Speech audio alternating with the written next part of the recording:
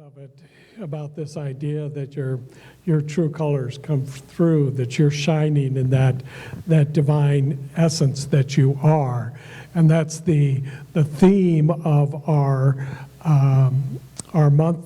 This month is that we're here as stewards on this planet Earth. That we are here, each and every one of us, for a divine purpose. That there is a first cause, there is a divine source that is by its very nature creative, and it's bringing forth all that is in the universe, and it works through each and every one of us in order that all of this comes together in a whole picture. So you're necessary, you're absolutely required for the entire divine picture to come forth in this universe, to be expressed in that way of love and understanding. So it's necessary for you to understand that, to be aware of that, and then to bring that out in your fullest expression of who you are, that you show up in your true color. The topic for today is the divine spark. And it's the reading out of the Science of Mind magazine for today comes out of a story that the individual was talking about, a TV show that he liked, that it was about a girl who God was speaking directly to her, and her role was to help others find themselves. And it spoke about one episode in where there was a young man who was about to go out and do a shooting in his school. And I thought, as we had another shooting yesterday, how ironic this is, that this is the world that we're living in today, that so many of us are feeling discouraged, we're feeling like we're lost, we're feeling like we're victims to everything that's going on. We can only, or so many people are only feeling the hate and the anger. And as they feel that, of course they're going to express it. And as they express it, then it damages others and it hurts others. And all of us suffer through that experience, that one person's sense of who they are requires them or motivates them to do something that is harmful. And there's so much of that is showing up in today's world. So I'm going to begin today by just taking a moment, and I ask you to go within. Take a nice deep breath and relax into the chair in which you're sitting. And I want you to the best of your ability, find love within yourself. Find that love. Maybe it's a thought of someone close to you. Maybe it's the thought of puppy dogs and kittens. Maybe it's the thought of a rainbow after a shower. Maybe it's a thought of love for a newborn baby. Whatever that may be, find that place of love within yourself. Tap into it. Bring it into your awareness. Bring it into whatever words are coming forth, whatever thought is coming forth. Because as you do, you are radiating that out into the universe. Let us be the instrument, the vehicle that radiates love in our thoughts, in our words, in our actions. So that love is moving through this entire atmosphere. Love is moving through the storms that are crashing about. Love is moving through the anger and the hate that is being felt. Love is moving through every activity that is going on, because love is the nature of the divine. And we are the instruments by which it can be brought forth into a greater experience in this time, in this place. So just send that love out in your mind's activity as far as you can. And then take in another nice deep breath. Bring yourself back into this room, this time, this place, this moment now. I believe that if we can begin each day, if we can, throughout the day, take time to think about whatever it is that inspires you, that brings love into your heart, brings love into your mind, brings love into your thought, then we will begin to change that energy that is going on in the world today, and we'll bring it to a higher vibration. We'll bring it into a higher consciousness, a consciousness of love, a consciousness of truth, a consciousness that allows for each and every one of us to be an instrument into this activity that is the divine intelligence, that it's bringing itself into experience and into expression. In our philosophy, in Science of Mind, we teach that it is all one. And that this one, this divine presence is love. It is abundance. It is power. It is wisdom. And if that's the case, then anything that does not look like that is just our experience of using it in the wrong way, misaligning what it is that we are meant to be and to do here. So we are here today in order to be, as the title of today's talk is, we are here to be the divine spark. And that spark shows up in so many ways. I was thinking of the analogies of how the divine spark might be brought forth, and I thought, well, you know, in ancient times, the divine spark was having material, having the flint that you could strike in order to get a fire going.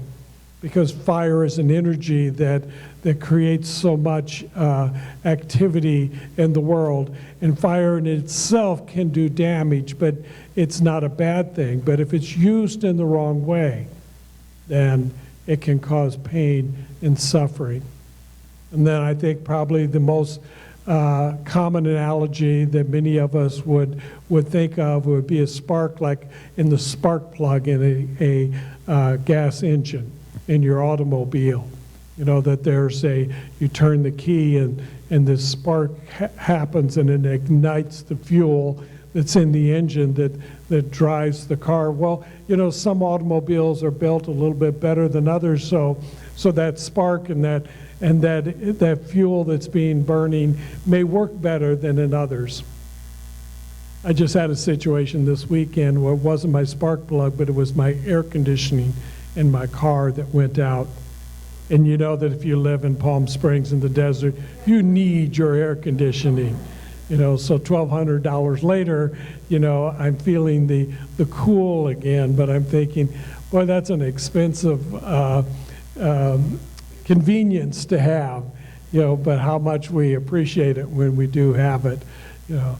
So this spark, you know, in today's world probably shows up more like the sun rays hitting the photocell of a solar panel that then begins, you know, an electrical current that begins to change and charge something else, and we get our energy in that way. So there's a lot of ways in which the divine spark can show up in today's world. But as we think about it, how does it show up in ourselves? How does it show up in the individual? How is that divine spark that ignites you, that inspires you, that energizes you? For me, it usually comes in reading books. I get a lot of my inspiration through the books that I read, and I've got my entire house, everywhere you go, there's bookshelves filled with books. My garage is lined with bookshelves and filled with books.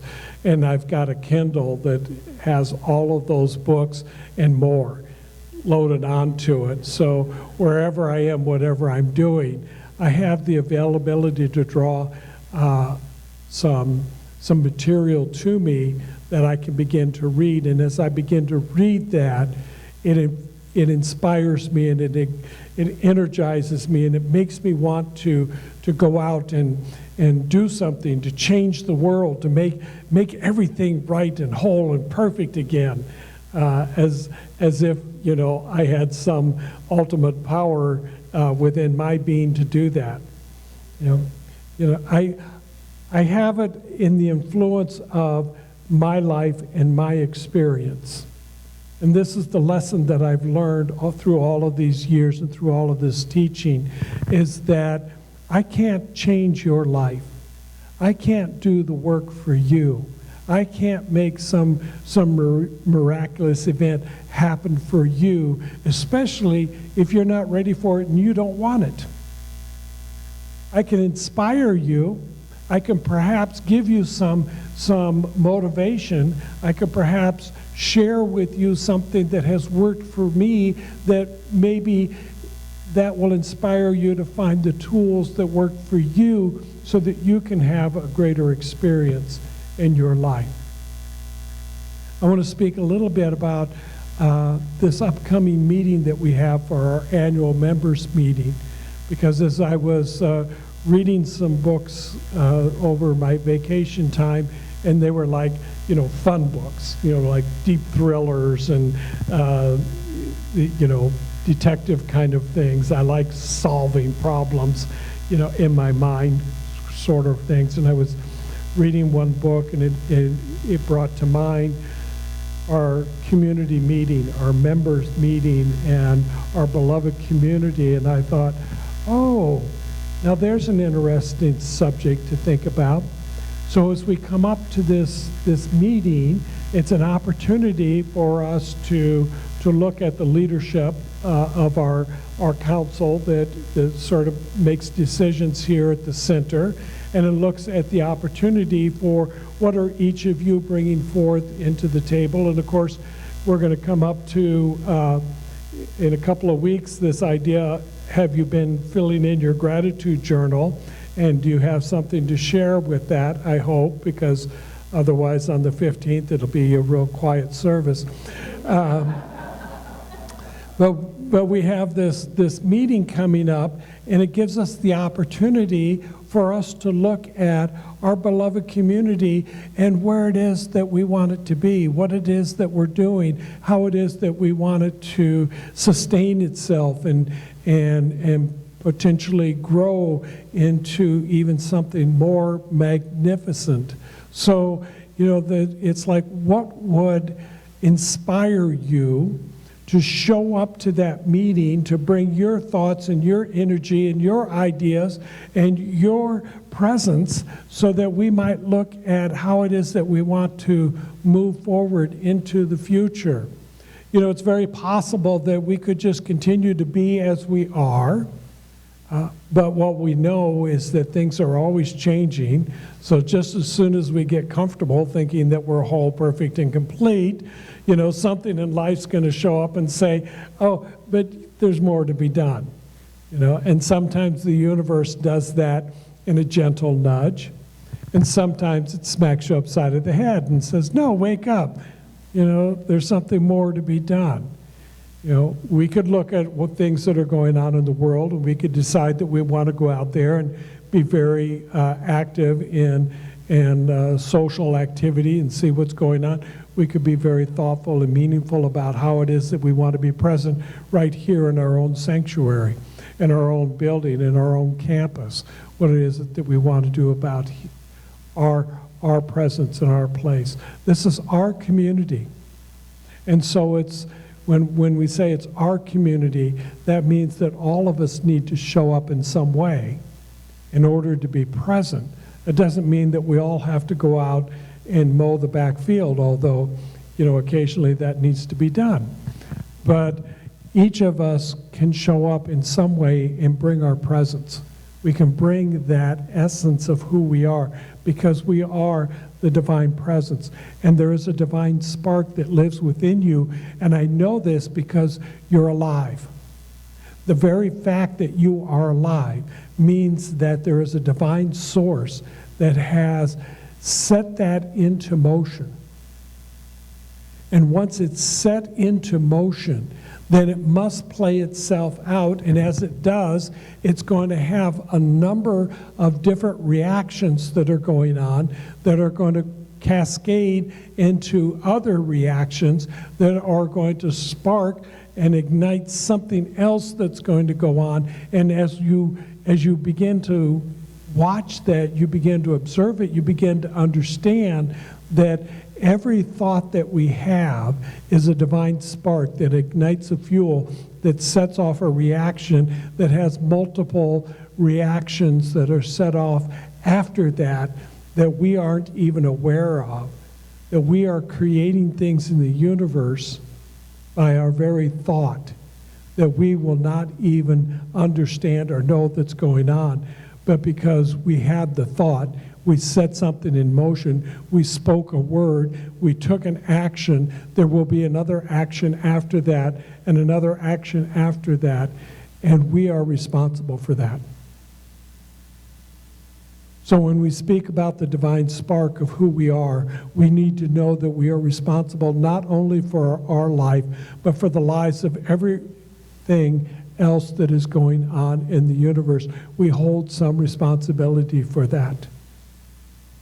And the way in which we take care of that is by the way in which we show up in our attitude, in our affect.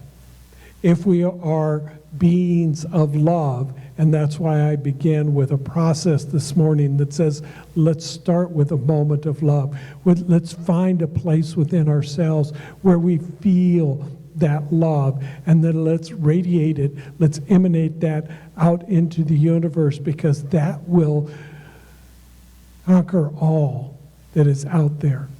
It will set and realign all that is out there.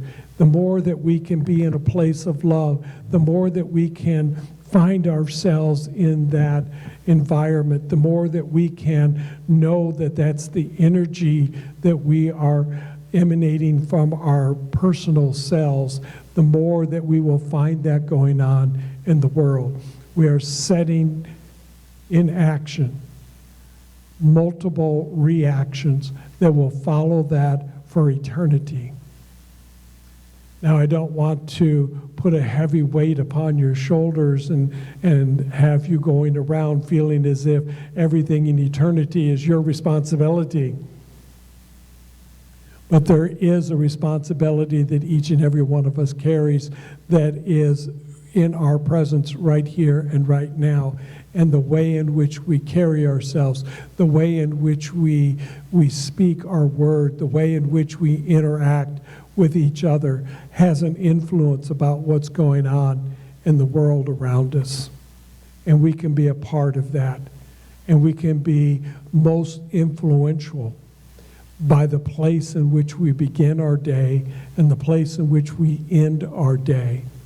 If we can begin with a thought of love, if we can end with a thought of love, then we can begin to move about and we can begin to change whatever negativity may be going on, and we can begin to bring it back into a more powerful sense. That is the essence, I believe, of what we are teaching in this philosophy of the science of mind, that all is one. And that this one is the divine. This one is infinite. This one is the all-powerful love. And if we can be that, if we can remember that, if we can carry that throughout our day, then we truly will make a difference in the world. And that is what I believe we are about. That is what our theme is about this month, that we are about here to take care of this planet that we are living in. We are here to take care of the lives that we are living. We are here in order to be an influence for whatever the future may be, whatever the vision may be, not only for our personal lives, not only for our beloved community, but for the world at large. So let's take another process, and I'm going to invite you to go within again, to close your eyes if you feel comfortable in doing that, to take a nice deep breath and just bring that in deeply and then release it. Letting go of the fear, letting go of doubt, letting go of any sense of I'm not enough. Breathe in the essence of love. Breathe in that divine presence that I know that you are. Breathe in and recognize the higher self.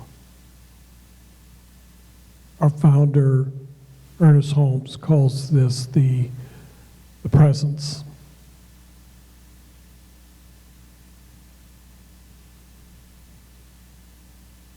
There is within you a divine presence, a divine spark, a creative nature, a heart filled with love. That is who you are. All of the other is the activity and the interactions that you make up as you go along in your life. And to the best of your ability, bring that forth each and every day in all that you do and all that you interact with.